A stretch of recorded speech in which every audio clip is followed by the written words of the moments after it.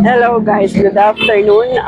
Today is Wednesday. 3 days bago nung kaming namili nung Sunday. So 3 days na ngayon. Ipapakita ko lang sa inyo kung paano namin inayos yung pinamili namin sa Divisoria nung Sunday lang. Hindi ko na po siya magawang i-vlog habang nag-aayos dahil kung alam niyo lang napakarami po ng dinidisplay natin. At ang hirap din po kapag sasabay pa natin yung ating pagbablog. Ngayon, ipapakita ko na lang po kung paano namin inayos. Dahil naipakita ko rin po yan kung anong itsura nung kumonti na lang yung mga laman. Dahil na mula nung pumasok yung January, nagpahinga po muna tayong namili. So almost 2 weeks din po tayong hindi nakapamili. Kaya marami po siyang kulang.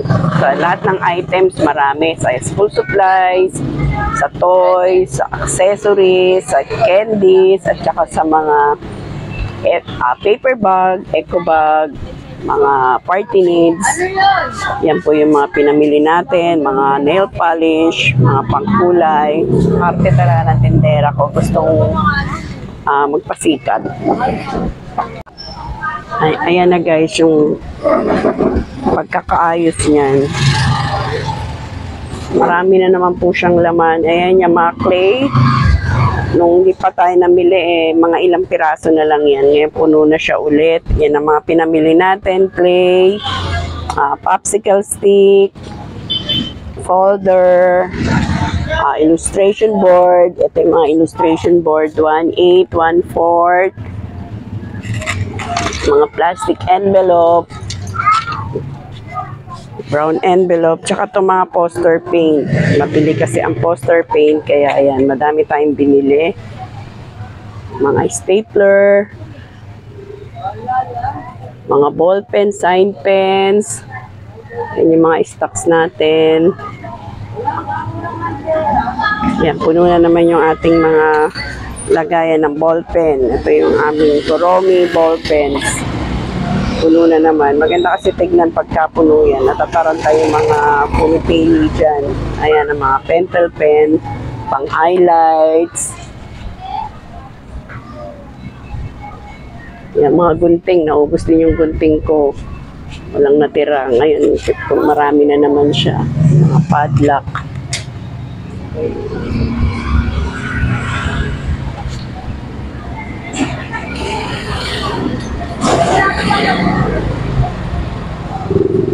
Ating mga nail polish, mga pangkulay, mga scotch tape, kandila. So, bumili tayo nitong mga fake nails. Yan ang mga binili natin.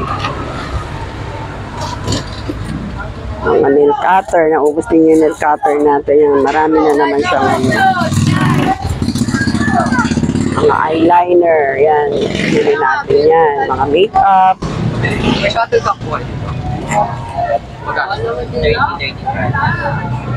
Mga ID case. Mga pay, yan, mga binili natin. Yan, mga paper bag. Binili naman tayo ng bagong paper bag. Ano ba yun? Ito, mga stickers. Mga stickers. Mga eco bag. Mga laruan. Yan, mga hikaw. Puno na naman ang laman yung ating mga hikaw. Mga clamps lalo na. Ang dami tayong binili nito. Yan, 3 days na nakalipas. Marami nang nabawas dyan.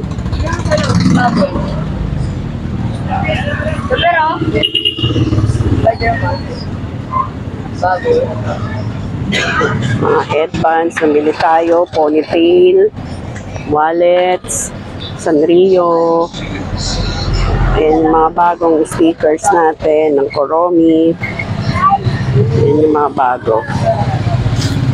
Diyan ko siya nilalagay para madali sila makapili. Mga sing-sing. Ito maganda to. 300 ko siya bibenta. Mga beads. Pwede ko rin i-retail din to. Magre-retail din ako nito. Ano ba? Mga party needs. Hindi naman yung pagkain. Ay, dahil. May school supplies. Laruan niya. Napuno na naman yung aking mga Lego. Nung di tayo namili, wala nang laman yan. Malinis na yan. Ngayon puno na naman.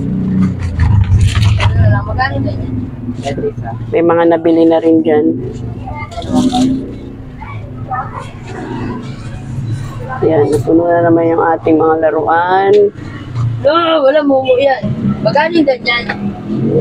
5. Lagi sa akin. Ayan, may mga customer tayo dyan sa loob. Mga notebook, ayusin mo yung mga notebook. Ayan, bumili tayo ng mga drawing book, coloring book, tsaka storybook. Yan ang mabenta, storybook. 25 bentahan ko. Marami tayong binili niyan.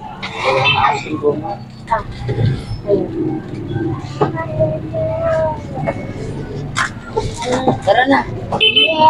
Ito sa'yo. Yan ang yellow pad mo.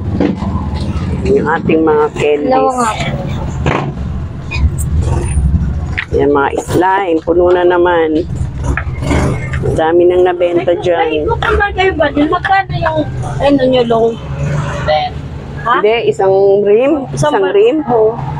Magkano ito? Magkano sa inyo? 50. Ha? 250. 250? Yung short.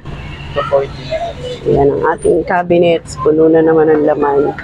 Pinakita ko yan sa inyo halos.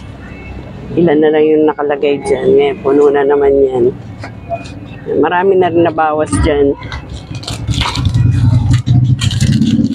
Kasi nga may basta may pasok yan, bilis yan maubos.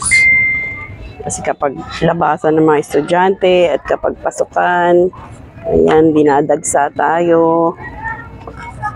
Natataranta sila bumili dyan. Kaya kami ang nakakaubos ng baon nila sa school.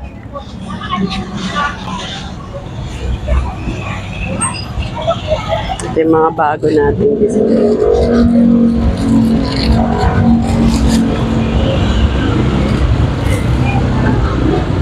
So, 10 piso lang bentahan ko nito. Tsaka itong stapler, 10 piso. Ito 15. Ito 35. Ito mga play money. Meron tayong alagang mga kuting dito na makukulit na, oh. Lumaki na sila. Ang bilis nilang lumaki. 3 yan. Asan yung isang kuting? 2 na lang to. Gagana dito. Yan na, ginugulo na yung ating paninda. Pagala-gala na sila. Oh, ano na, Mingming? Ha? Ayun yung nanay nila, oh. Yung lola nila, ayan, nakaupo. Ito, bumili tayo ng mga gamis. Karate belt. I-re-repack natin to. I-re-repack ko yan ng ano, by 5 pesos. Ayan, isang ganyan, 5 pesos. 2 piraso.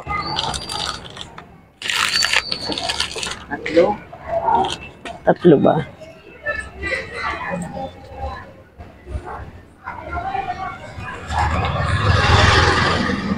Ayan lang po guys. Maraming salamat pong muli at sana yan, nagustuhan nyo ang ating content. Napakita ko po ang aming tindahan, ang aming munting tindahan.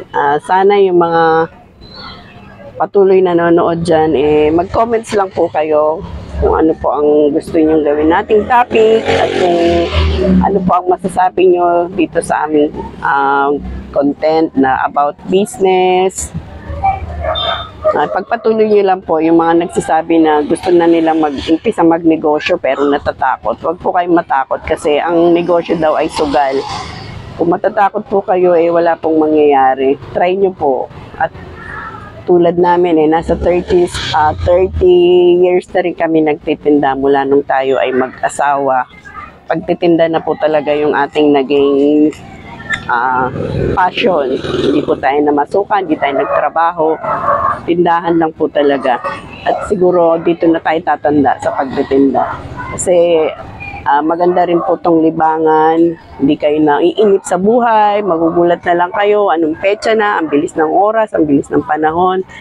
May iwas pa po kayo sa mga chismisan, sa mga marites kapag kayo ay may tindahan. Kasi malilibang kayo sa inyong tindahan.